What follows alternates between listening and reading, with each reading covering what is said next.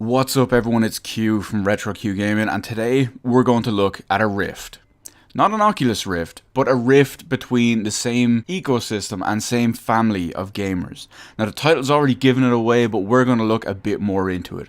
Why is there a big divide between the Xbox One players and the PC players of first-party Microsoft games? Now, as someone who frequents PC and Xbox websites, not to mention, of course, PlayStation and the god-awful Nintendo websites, I'd say about 19 out of every 20 cases of this you see is Xbox One users hating on PC users. Now, you wonder why this is. PC users have actually been a part of the Microsoft platform and Microsoft ecosystem since the early 360 days, back when they actually had Games for Windows Live. That's right, remember Games for Windows Live? That thing that as PC players we fought back against and eventually got removed. The power of the consumer on the PC is brilliant.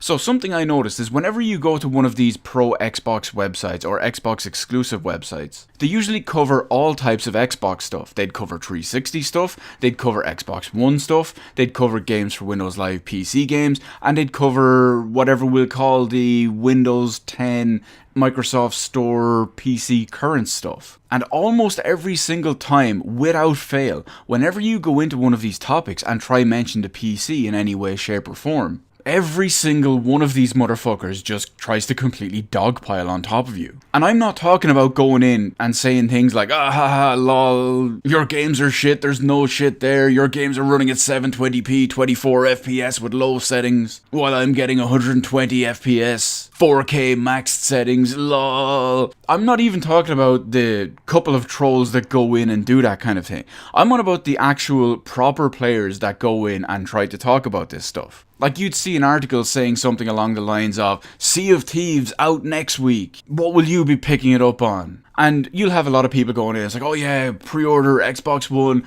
Game Pass, this, that and the other. And then you'll have one or two guys going in and saying something like, oh yeah, me and a couple of friends are all ready to band together and put 100 hours into this on PC. And then suddenly, whoa, you've crossed the fucking line. Let's go Robert Downey Jr. up in this bitch.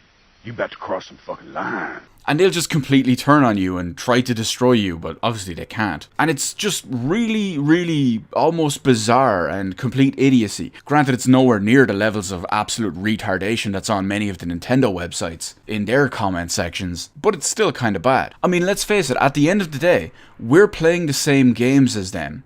We're populating their servers with them. We're playing with them as well. So if we're supporting their company by buying the games, if we're supporting the company by playing the games and populating their servers, okay, sure, we're not buying their terrible hardware, but if we're playing with them and supporting the company financially, why are these guys so pissed off at us? And then it dawned on me. You have to remember that the guys we're talking about here, these are the fanboys. These are the guys who deify the piece of plastic. We all know who Crap Gamer and Next Gen 720 Bang Bang are. But these are the guys who feel like they have a personal stake in whatever plastic they've bought and they need to support that and they cannot be wrong and the company can do no wrong. So the fact that the Xbox One is essentially a failure at this point, whenever they play a game on their Xbox One and they log in and they see a PC user icon, or they log into their favorite website to read some news or whatever and they see people talking about the PC version of the same game, it struck me that we are a constant reminder of their god's failure. Obviously their god being Microsoft. We're basically a reminder of their failure. Their failure to capitalize on a market and sell a quality product. Because let's face it, if Xbox One was winning this generation, there's no way Gears of War 4 and several other games would have been on PC.